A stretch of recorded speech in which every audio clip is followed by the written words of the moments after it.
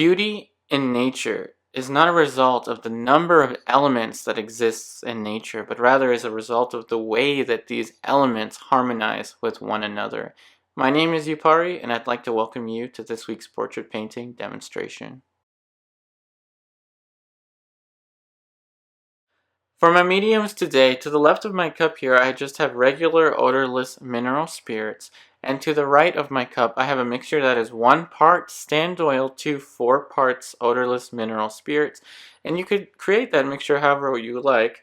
You can use 1 spoonful of stand oil and then add 4 spoonfuls of mineral spirits and mix it around, and there you go. It's as simple as that. And here we have our model for this week, Marie, and I'm going to keep an image of her to the top left corner of your screen so you can follow along with me as I develop the painting.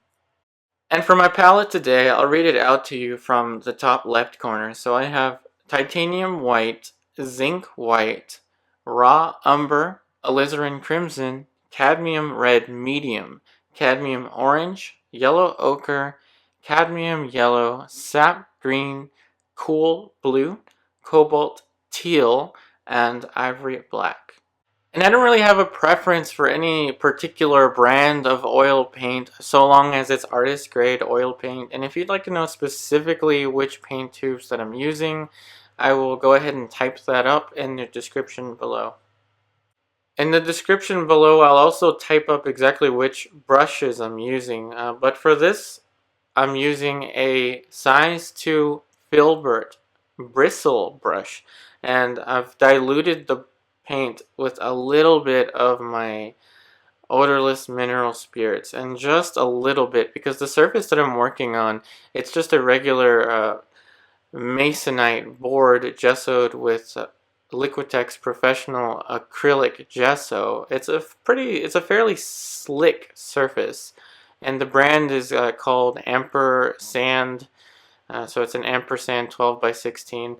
But in any case, I'm using a very small amount of my mineral spirits, very tiny amount, added to the brush, and then dried it with my paper towel to create my drawing color. So I'm using raw umber, and I'm trying to very quickly establish my working space on my surface. So I established first the placement of the head with that simple geometric envelope looking thing. Now the entire painting is going to be emphasizing the simplicity and the beauty that can arise from simplicity. And so in the beginning I started out with a very simple geometric envelope looking structure, of which then I built on another simplified shape, almost egg looking shape, for where the placement of the head is going to fit. But nothing's set in stone here. I just want to establish a working space for where I want things to fit. Now I'm going to quickly try to capture the orientation of the model's head in space using this line right here.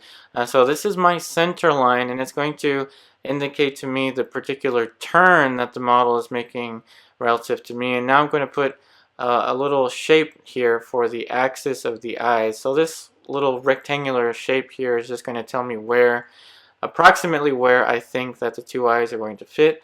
Same thing for the nose, just a little placement marker there for the nose. And I'm going to try to find the boundaries of the eye socket, one here. So that's one corner of one eye socket. Here's one corner of another eye socket.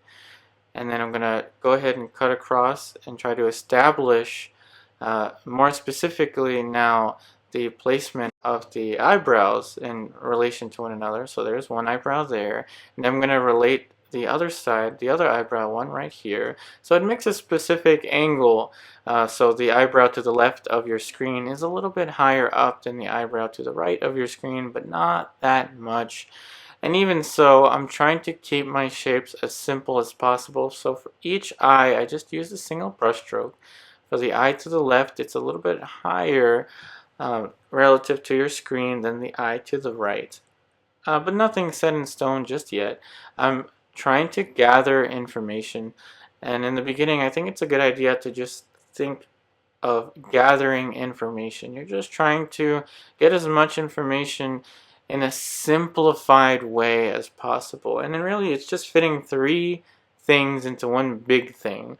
One set of eyes, a nose, and a mouth. So yeah, you can think of it as 4 things in one big thing, but I try to group the eyes into a single unit. That rectangle that I started out with, trying to simplify as much as I can, so all of the shapes that I start to develop can be developed thinking of them as simplified structures.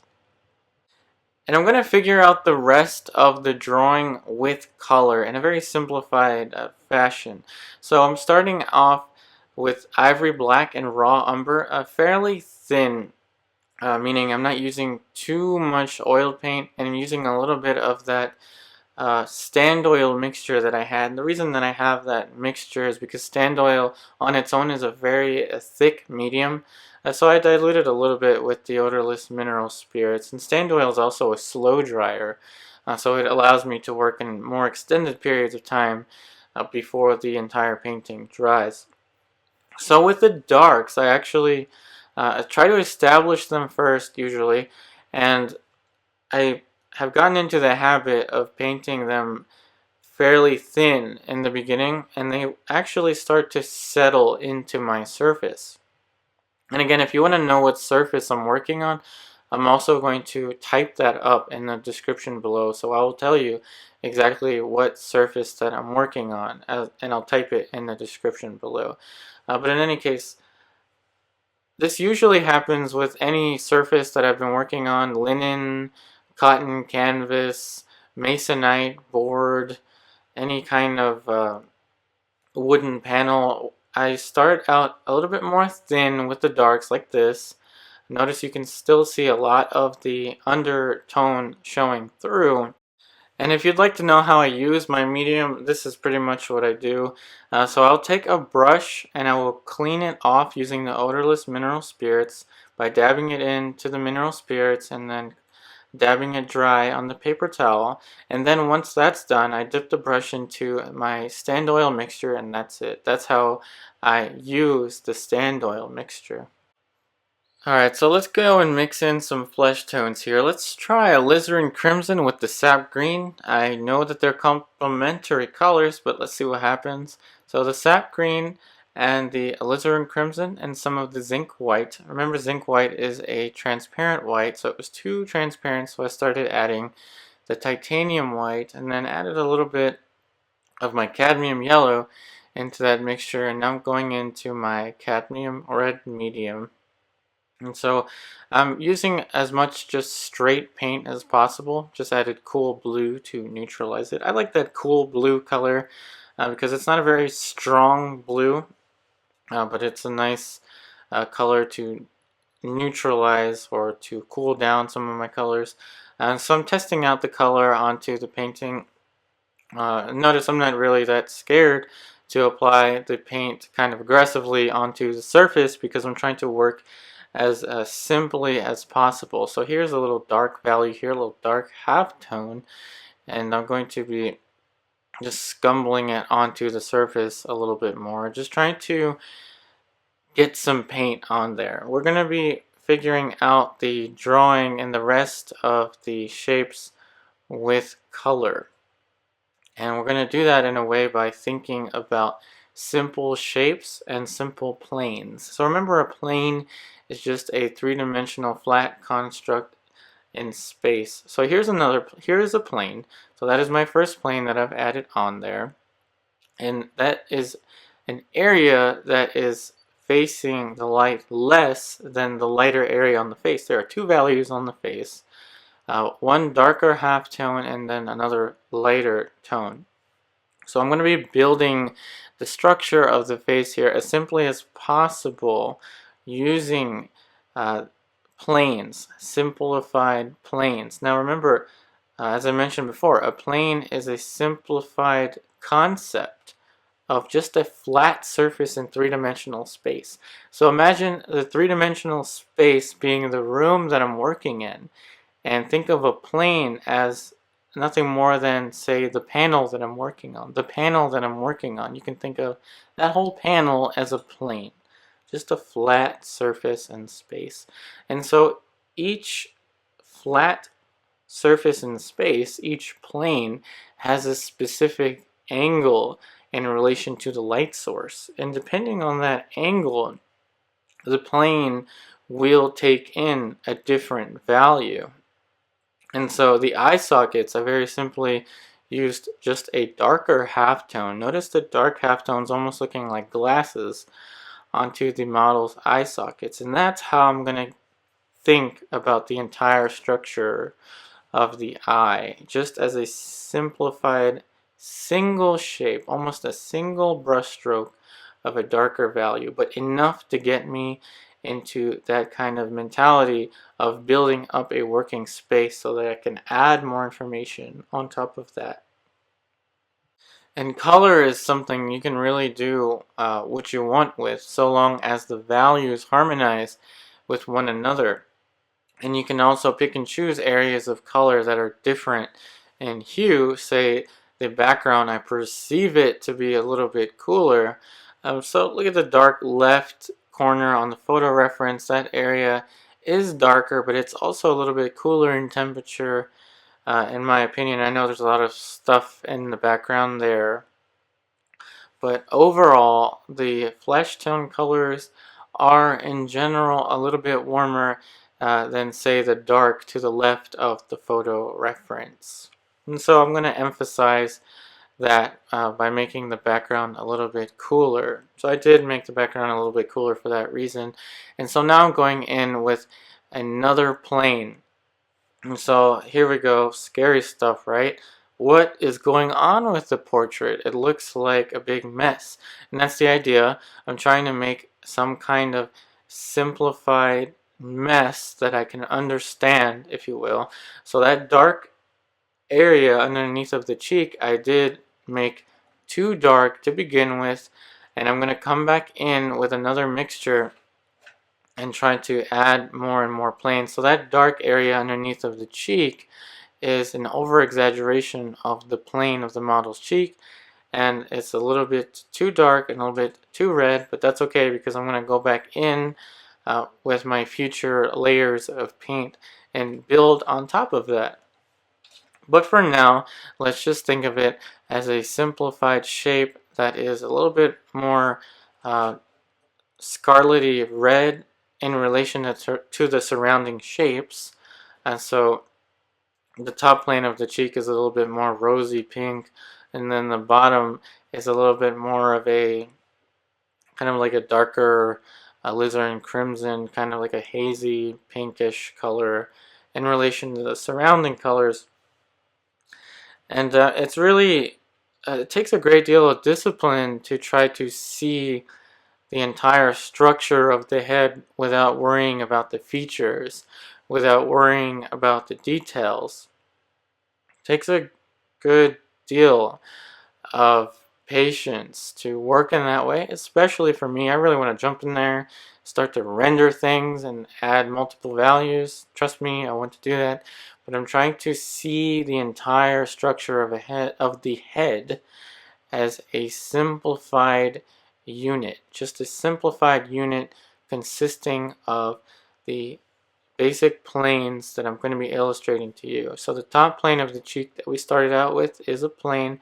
The side plane of the nose I added in, and then I added in more of a bottom plane of the nose. And now this light situation is a little bit tricky. This light is actually it's a very diffuse light, more diffuse than I'm used to. Diffuse meaning that it's not a very sharp light, though the cast shadow on the model's neck looks like a very sharp light. But if you notice on the nose in the photo reference, there's hardly a shadow there. Very, very subtle, very subtle lighting. And I like to change the lighting once in a while. So for that photo reference, I actually took it in an art studio with a bunch of other artists, and I really like that diffuse light, a nice change of things. So now, even more madness, right? The bottom of the cheek is completely green. Where is he seeing that green? Where is that green coming from?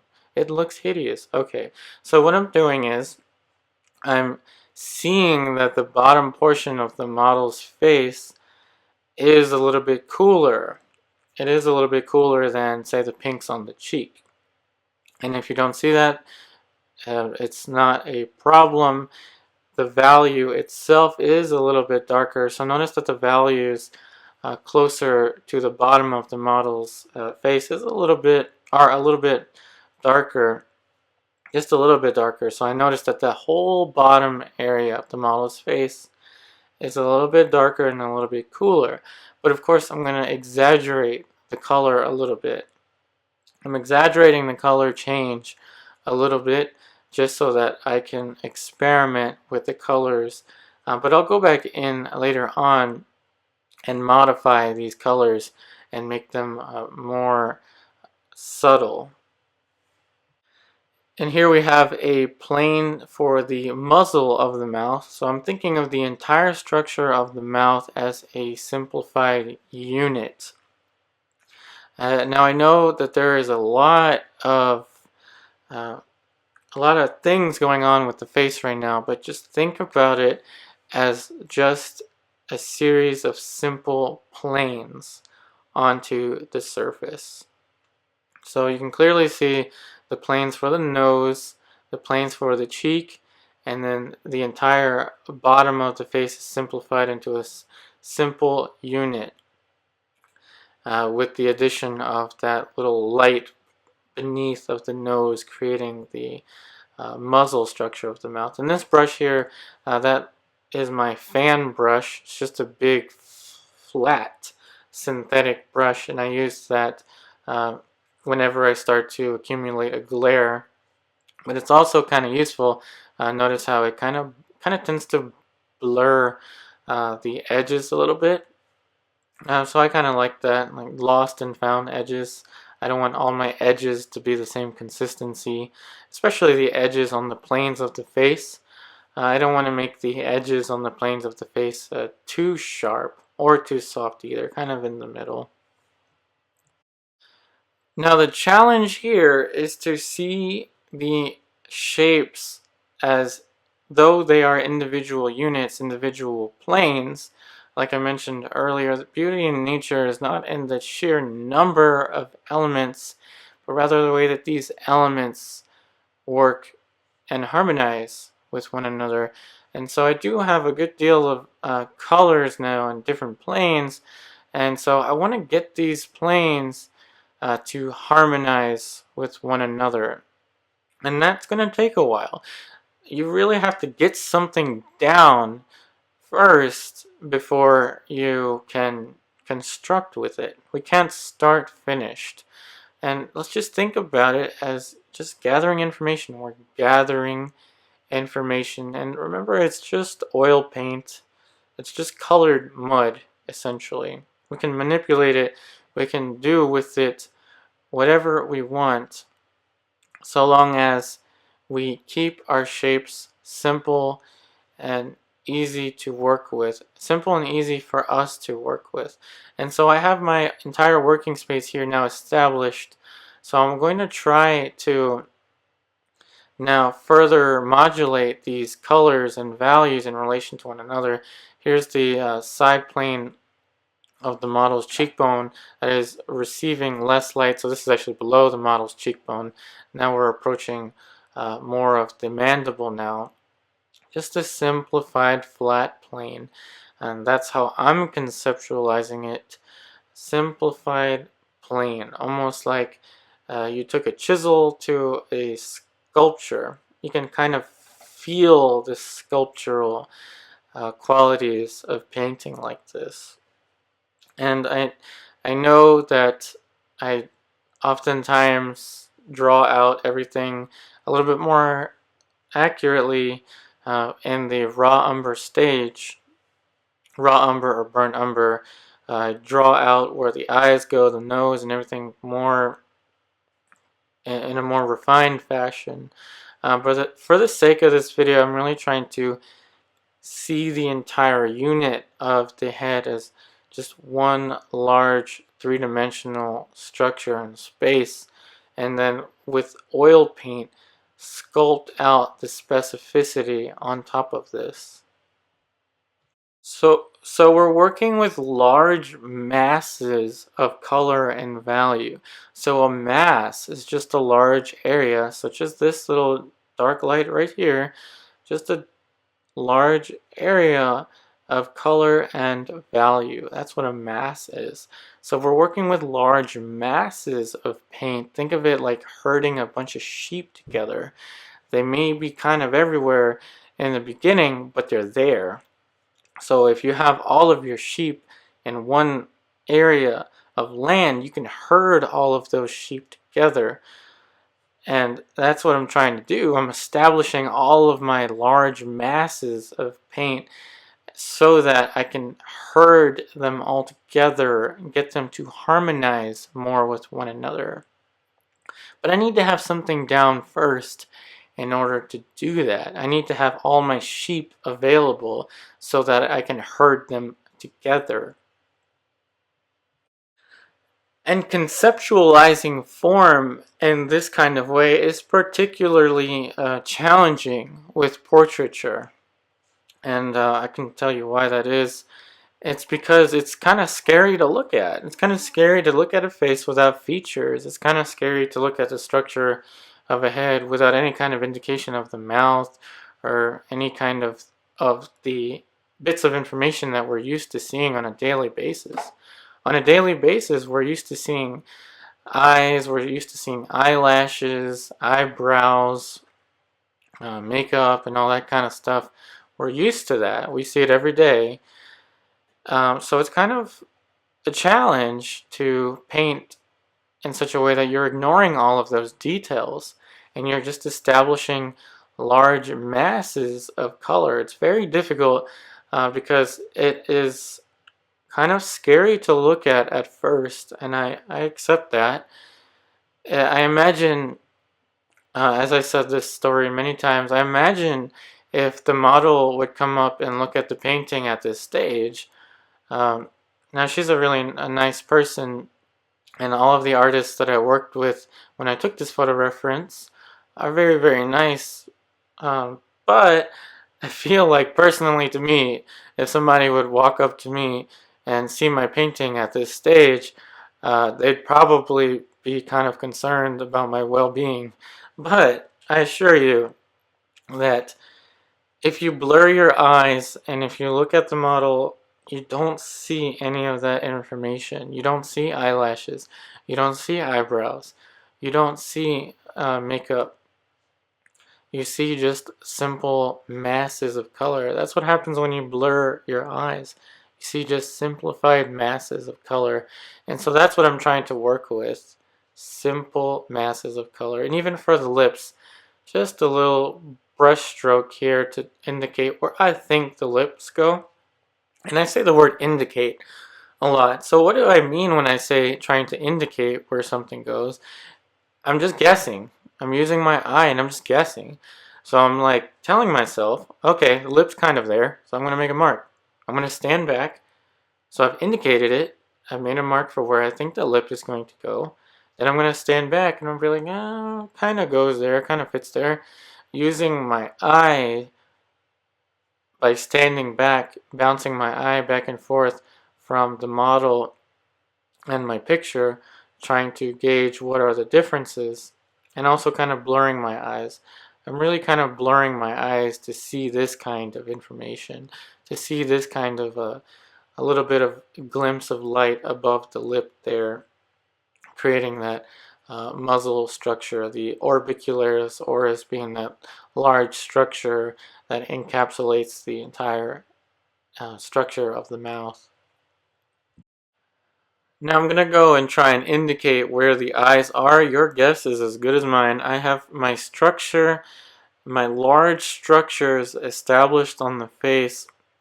Now I'm going to simply indicate where I think the eyes now are going to go in relation to one another. Now remember, in the beginning I sketched it out with the raw umber, and I noted that the model's left eye relative to the screen is a little bit higher up than the eye to the right, but just a little bit. a little bit higher up. And just 2 simple brush strokes for the 2 eyes will do for now. Just a indication for where I think it's going to go, and I'm going to come back in later on and refine that guess. Remember, an indication is pretty much just a simplified guess for where something is going to go. So now I'm going to go in with a little bit more of a half tone, more of a neutral pink kind of mixture here to try to harmonize this area of color a little bit more. And then there's a little corner of the eye socket that's going to be catching a little bit less light. So the eye to the right of the screen, so the eye to the right of the screen, the top left portion, I'm going to paint it in just a second, is catching a little bit less light. So I'm going to put another mass of value and color there in a very simplified fashion. So here I'm going to add that value right here. And so this little area, I see it as a plane, a smaller plane that's catching a little bit less light, and it's a little bit cooler relative to the other colors. I'm going to follow through on the other side of the eye, just a little mass, and it's almost 2 brush strokes there still at this stage for the eye socket. Now it's important to see the entire structure of the head in relation to the background values.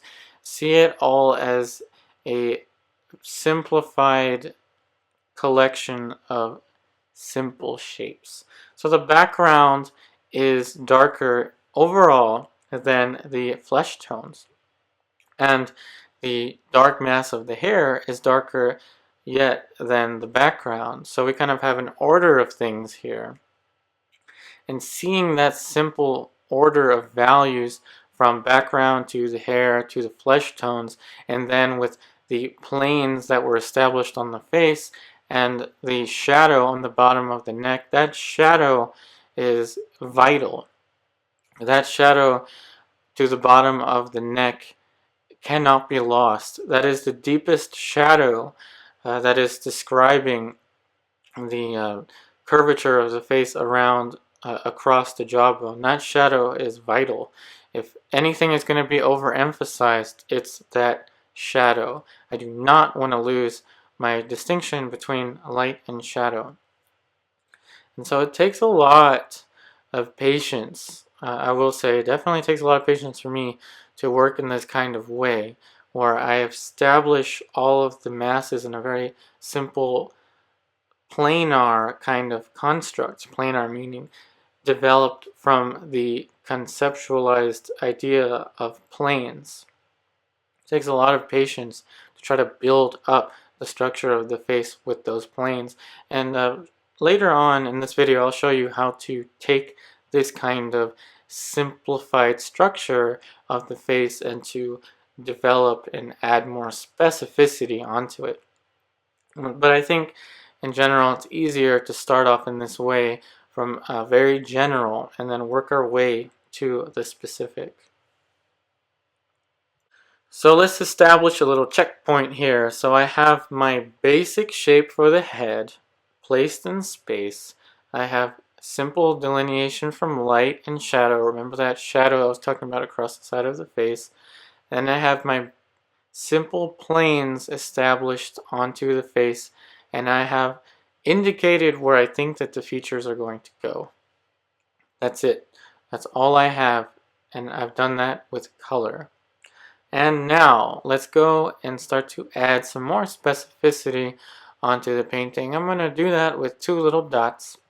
One dot here for the tear duct to the right of your screen, and another dot here for the tear duct to the left of your screen. Now those 2 dots can help me establish the angle. Those 2 points can help me establish the angle. Remember, a line is a pathway between 2 points, and a line on your screen is existing at a very specific angle now between the 2 eyes. So I really want to get that angle, and those 2 points are from one tear duct to the other, and I'm going to use them to help me not only establish the angle that the eyes exist in relation to one another, but also the distance. Notice the width of this eye right here is equal to this distance here between the two eyes. That kind of spatial thinking is going to be very important in the placement of the eyes. So you can see now how using just 2 points helped me establish where the eyes are going to go in relation to one another. And now from one tear duct to the chin is going to be roughly equal from the tear duct to the top of the head. Roughly equal to that. That is, the tear duct to the top of the head is a little bit larger. But I'm just using those vertical distances to help me make sure that I placed the tear ducts in the relatively correct location. Now, simplicity not only is something that we want to think of with the large picture, but also in the small picture. And let's not think about the idea of detail. Let's not think about detail or minutia. Let's think about smaller structures that are existing within larger structures. So we established with those 2 points where we think that the tear ducts are going to go. In fact, we established where we know the tear ducts are going to go. Now we're going to be further refining the information existing in the smaller shapes. And so we're going to do that kind of by breaking them down into threes. So we have just, you can think of it just as 2 values for the eyes right now, the light and the dark. And the dark being the top of the eyelids kind of grouped together with the iris. So now we're adding a third value. And that third value is for the dark light underneath of the bottom eyelid, that simplified brushstroke in kind of a darker middle tone half value. And it also made me notice that this light here for the light of the eye, so the sclera of the eye, was a little bit too bright. So I'm just going to go in and just try to bring that value down a little bit. Always remember the white of the eye, the sclera, is not white. And the mixture I use for that is pretty much just raw umber with my titanium white, just a little bit of raw umber to neutralize that color. With eyes, I kind of err a little bit cooler with the white of the eye, the sclera. As a kind of a general rule of thumb, I try not to put any kind of pinker values in the light of the eye. And so now we're going to follow through on the other side. So we're going to follow through shortly on the model's eye to the right of your screen, and I'm going to add in that dark light. And then after I add the dark light on the eye to the right of the screen, I'm going to go a little bit further. So now after I add this dark light, I'm going to go in a little bit further onto how I build more specificity onto this kind of simple shape. So now let's get into some more specificity with the development of the eye. So for this dark value, I have pretty much just raw umber, ivory black, and a little bit of yellow ochre to make sure that I'm not using straight black. Let's try to avoid using straight black on the portrait as long as possible. And the reason being is because anything that's straight black or anything that's straight white kind of tends to jump out at you, and we don't really want anything to jump out at this stage. So I'm going to go in with a mixture to the corner of the eye socket that's just a little bit more yellow, and that mixture is perhaps just a little bit of yellow ochre, cadmium orange, and maybe a little bit of raw umber. And so I'm going to put that shape right here. So this is a small area to the corner of the tear duct of the structure of the eye that is receiving more light. And so the corner of the tear duct usually has this kind of top ridge kind of structure, but instead of drawing out all those details, I'm just going to put in that little mass of lighter value. And then on the top of that, I'm going to put a darker value now, a darker halftone, and this area here is receiving even less light, but it's not quite in shadow, so it's kind of a tricky area of the eye socket. In this lighting in particular, it's kind of tricky So it's receiving less light, and it's also a little bit cooler. I perceive it to be a little bit cooler, not quite blue, but just a little bit cooler. And now we're going in with a little bit of the orange and some alizarin crimson, and we're going to go and establish the more pinkish region on the corner of the eye. And so this is a little division of color here, a little bit of the pinkish, and with the dark of the dark accent of the upper eyelid contrasted with the brighter yellow of the corner of the tear duct.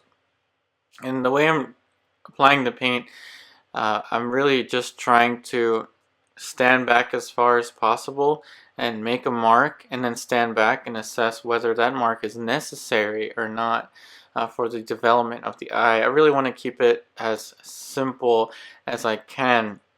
I'm really trying to optimize each individual shape. I just added a little bit of cadmium orange and ivory black onto the dark of the eye just to establish a little bit more warmth. I perceived there to be a little bit more warmth. Now with the photo reference, I actually don't know what color her eye is specifically, but the value, as you can notice with the photo reference, is fairly dark, so I'm going to go ahead and make it fairly dark, but not quite ivory black. I didn't put ivory black, though it looks like it on the screen. I assure you it's mostly raw umber. Do a little bit of ivory black. Now I'm going to go in with a little touch of light, or maybe too much touch of light, for the highlight of the eye. I like to put the highlight fairly close between the dark of the eye and the light of the eye.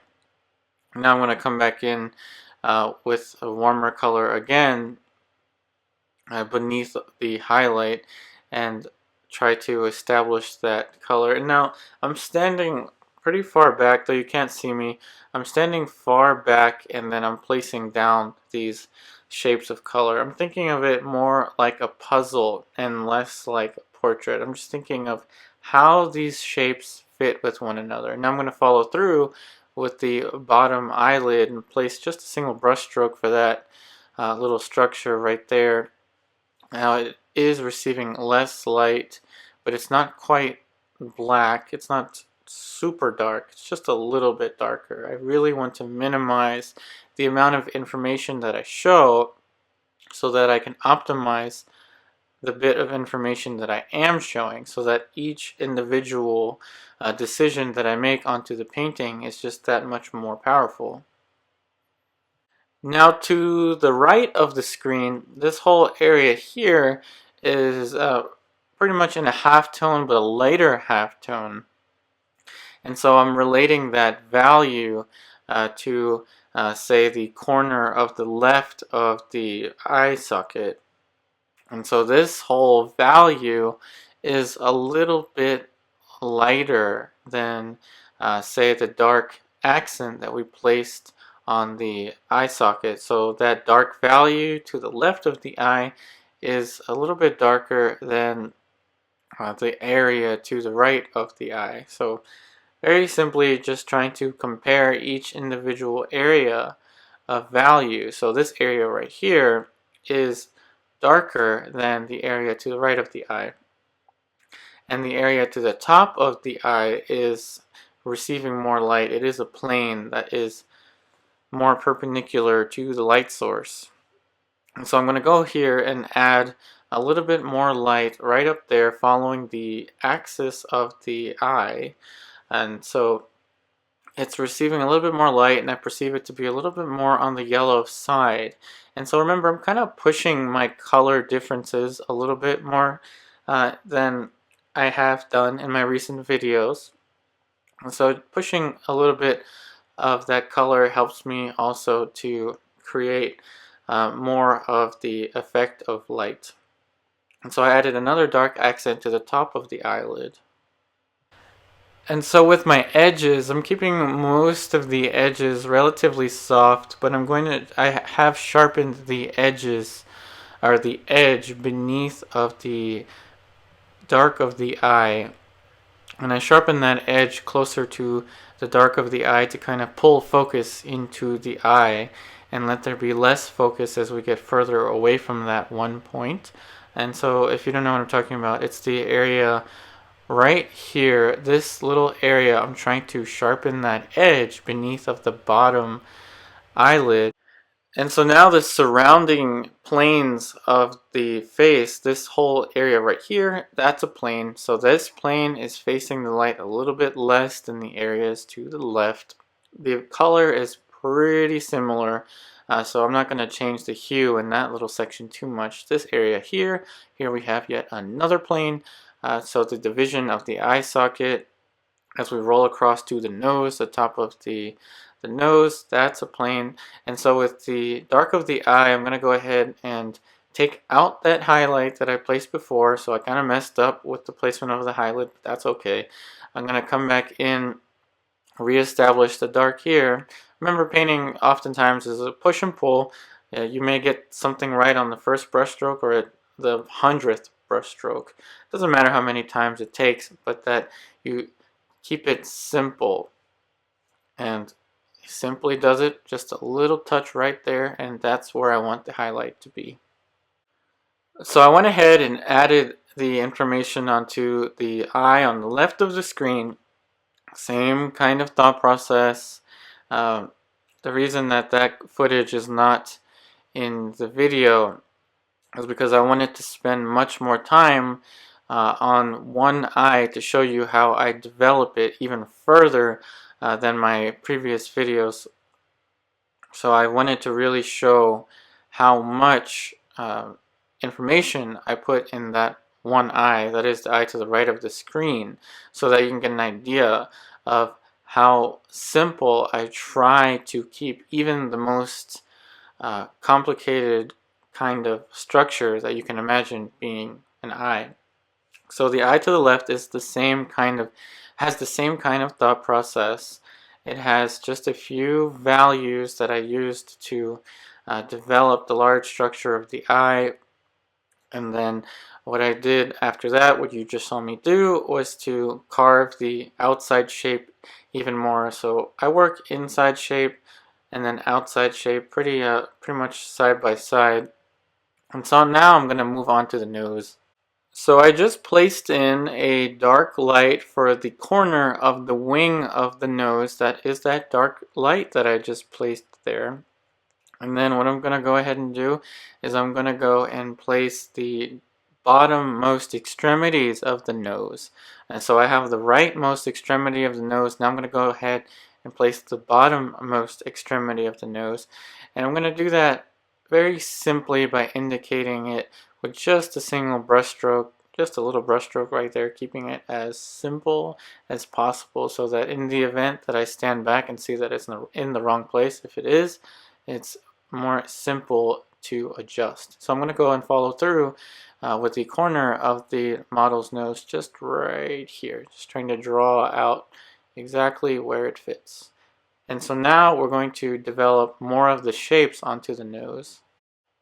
And so using just my eye, I'm trying to gauge where the corner, so the rightmost extremity of the nose is going to go. So that's just using my eye, and I'm going to fan it out a little bit here with my fan brush so that I can eliminate glare. And so now to test it, I'm going to use a vertical line from the tear duct and see how far the nose is to the left relative to a vertical line, just so that I can make sure that I've placed the nose in the right place relative to the location of the tear duct of the eye to the right of the screen. With a slightly darker pinkish mixture, I'm going to go in and add a darker halftone right here, but not quite as dark as the dark of the wing of the nose as it wraps across the side of the face. So remember, to create form, you really want to describe the way that the form curls away from the light. And so it gets darker as it wraps away from the wing of the nostril. So now I'm going to go and establish the bottom-most extremity of the nose. Now first I want to notice that the value is a little bit lighter. So the value right here is a little bit lighter, but it's also, but the hue is also, in my opinion, I perceive it to be a little bit more on the yellow side in relation to the surrounding colors. So first I want to think of the shape, and so the shape was a little bit lower. The lower extremity was in that area.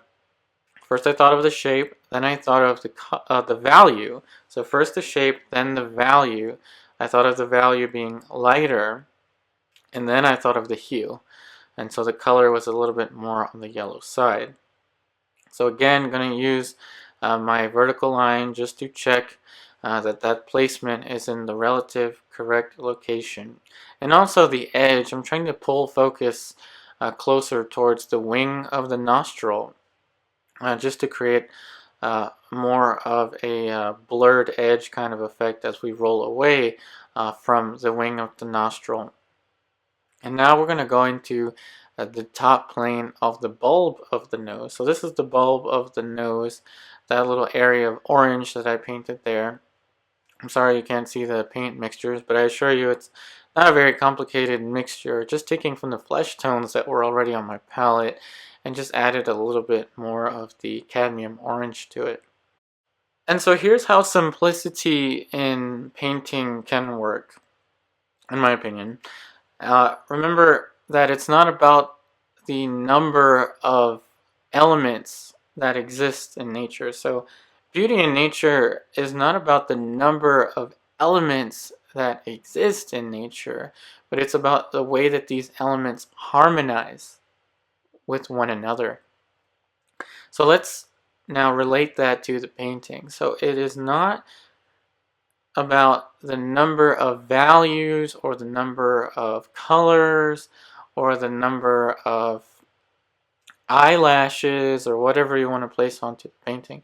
It's not so much the amount of information that you put in, but it's that the information that you put in works in relation to the surrounding bits of information. Now obviously that can be kind of difficult because we really want to place in nostrils, we really want to place in things of detail. And like I said, I'm trying to really eliminate even the idea of detail in my head and think of just structure. So it's just a smaller structure. So this area right here that's a little bit more blue, I'm just going to think of it as a smaller structure that's receiving more light than I previously had. So it's about getting these minimal values, say maybe 3 to 5 values and colors, to harmonize with one another. And the way that they're going to harmonize with one another is that we study the colors in relation to one another after we gauge what the values are in relation to one another. But that all depends on how we perceive the shapes in relation to one another. Now remember that I used straight lines, vertical lines, to place the extremities of the nose first, and then I started to add more values onto the nose, and now finishing it off with a little bit of a highlight to complete the curvature of the form. Now this is abbreviated. I'm abbreviating the curvatures of the form by adding the most minimal number of values that I can, but relating them to one another so that the overall image harmonizes, is in harmony. And so let's count the number of values that we placed onto the nose. We have the highlight of the nose, so that's 1. The darkest area of the nose of the nostril, that's another, so that's 2. Now we have the turning value of the side of the wing of the nose, that's 3. And then we have that simplified dark value on the wing of the nose, that darker light, so that's 4. And then we have the little bit of pink on the top of the nose, so that's 5. And so we can think of the nose as just simply built up of those 5 values. And so that's really the key to getting these elements to harmonize with one another, is to really understand how these shapes work in relation to one another, and it takes a while. Even though you're working with such a limited number of values, it really takes a while to figure out how all the pieces fit together. Let's try to put together a puzzle of 50 pieces before we try to put together a puzzle of 1,000 pieces. And so now we're going to get into the development of the mouth. So I first put in the dark lights to the left of the mouth relative to the screen and to the bottom of the mouth relative to the screen. So moving on to the lips, I'm going to build on that indication, that first indication from where I believed that the lips were. Remember, the indication was just my best guess for where I thought that the lips were going to be placed. And so now I'm going to build onto that. I'm going to be using just alizarin crimson and some raw umber to establish the dark of the lips and draw at the same time. So that's what that color is. So when I think about the middle of the lips in relation to the bottom of the nose. So the bottom of the middle of the model's nose is a very tangible distance from the top of the middle of the model's lip, and that distance gives me the length of the philtrum. And the philtrum is that teardrop looking thing that you can think of from the top of the middle of the model's lip right here, this little light here, to the bottom middle of the model's nose. That's a very tangible distance. And then the next thing I want to think about is the 2 points from the corners of the ends of each mouth. Remember the 2 dots that I used to place the tear ducts of the eyes? Those 2 dots that I used to help me place the eyes, those 2 points can also be translated to the mouth. The furthest extremity to the left is a little bit higher relative to the screen than the furthest extremity to the right. And then after that, I just want to think about how much further down does the bottom of the lip go. Now the bottom of the lip, I'm going to go in and start to add some of the lighter halftones now. Now you see how the lips were started out with a very simple flat shape, and now I'm going to go in and add another value. So this is essentially just 2 values of the darks of the lips. So I'm really trying to minimize the amount of information that I put in so that I can optimize the importance of the information that I have, and also try to harmonize the information that I have in relation to one another. So like I said before with the nose, the harmony comes in with the proper use of the values and the shapes. Now I'm not saying that I got it right. I certainly have a lot more that I can improve on here, but I'm just trying to relate each shape in relation to one another. So I put in a little dark light here, so a darker value here now to further establish the curvature of the orbicularis oris, that structure that contains the wholeness of the mouth as it rolls around the bottom of the mouth. And now I'm going to add in a little bit of light for the highlight region of the lips. I don't need to add very much information there. Just little scumbles of light, just lightly whispering the paint onto the bottom of the lip. Just a little bit of a light and a little touch of highlight is all that the structure needs.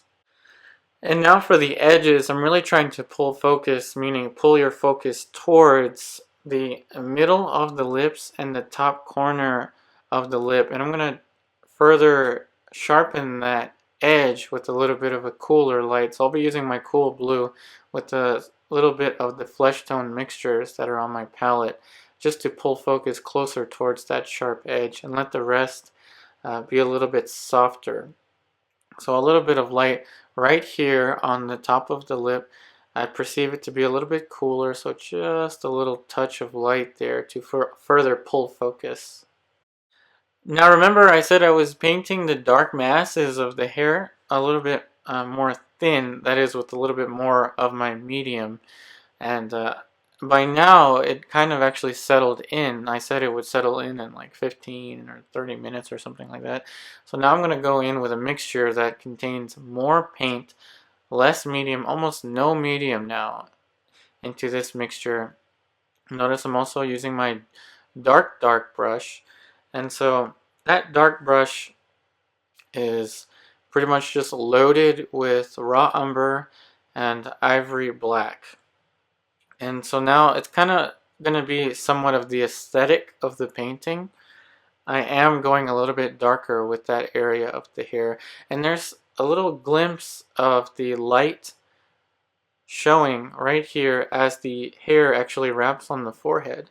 So you can see just a little bit right here, just a little bit of warmth showing through the hair for the hair that's covering the forehead. Now remember, simple is what I'm trying to do. Keep it as simple as possible. So it's almost nothing for the hair covering the forehead. But I'm trying to use that information. I tried to use that information to show that the hair is actually wrapping in front of the forehead. Now I went back in with the background color and used more paint. Now remember before I painted it more thin, and now I came back in and painted over top of that after it settled with more paint, more of that just cool middle gray. And I also used that background color to help me draw out the outside shape of the head a little bit more. So after taking a little 10 or 15-minute break away from the painting, I came back and was like, whoa, the lips are way too dark. So I did paint the lips a little bit too dark in relation to the surrounding colors, so not a problem. Coming back in with a little bit of a lighter mixture now, still the alizarin crimson and raw umber, but also with a little bit of the cadmium orange to lighten the value. So here's a little trick with the reds. If you want to lighten a red, I would probably aim for your orange first before trying to put a white into it, because white and red, particularly white and alizarin crimson, can create a pink. And for the lips, I didn't really want a pink. I wanted a little bit more of a deep red. Not quite as bright or saturated, but still kind of a deep red. And so now for the bottom of the neck, here's a region that's receiving a little bit more light as the muscle of the neck wraps around. And now we're going to go down to the bottom of that area, closer to the clavicle right here. And it's a little bit not bright red, but still kind of pinkish. And so I made it a little bit more on the pinkish side. And the highlight on the neck of the muscle, the sternocleidomastoid, or you can just think of it as that brush stroke of yellow. It's just a little bit lighter, and I perceive it to be a little bit warmer, and so I push the warmth using a little bit more of the yellow. And now this area right here to the left side of the sternum is actually catching a little bit more light as it turns closer to the light. So just a little bit more light, still kind of the same color, a little bit more on the pinkish side. So just picking up a little bit more light there. And so now the dark on the corner of the muscle of the neck, that long muscle on the corner of the neck, the sternocleidomastoid. So this muscle here, actually the dark curves a little bit to the left, more to the left than I had it. So I'm just going to push the dark a little bit further to the left. And so I'm going to come back in with that light that I mentioned earlier, the brighter yellow brushstroke that I had before, to reestablish the light of that neck muscle as it attaches to the center where the two clavicles meet at the suprasternal notch. And so, but before that, this area right here to the right of that dark shape is a little bit, it's a darker halftone and a little bit more on the muted pink. So coming back in with that yellow to reestablish that light, I'm going to place that light just right here to give that effect of light, just a little touch of light right there.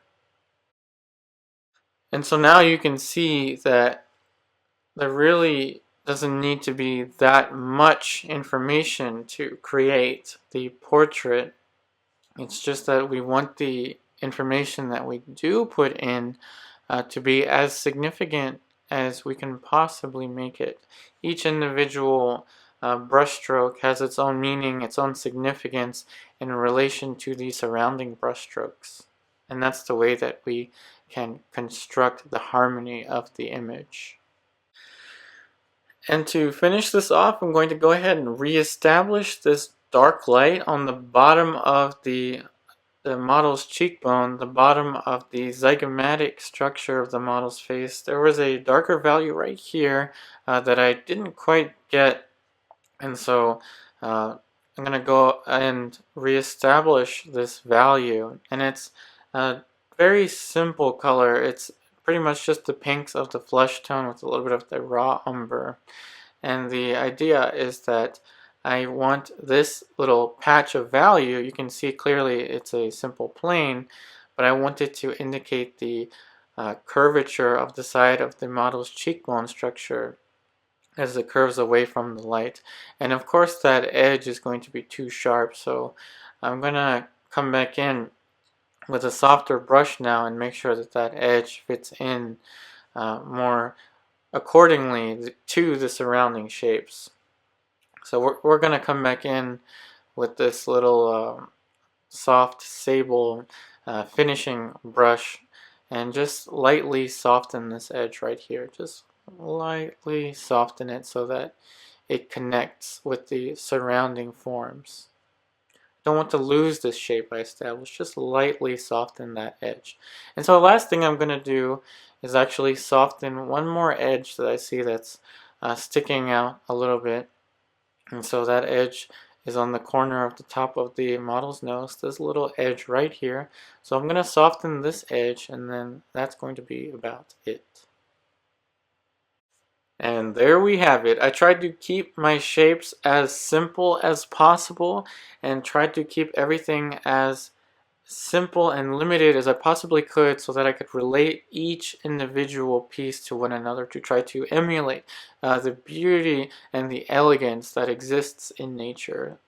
And thank you so much for watching this week's video. I hope it helps you out, and as always, stay tuned for next week's portrait painting video. Thank you.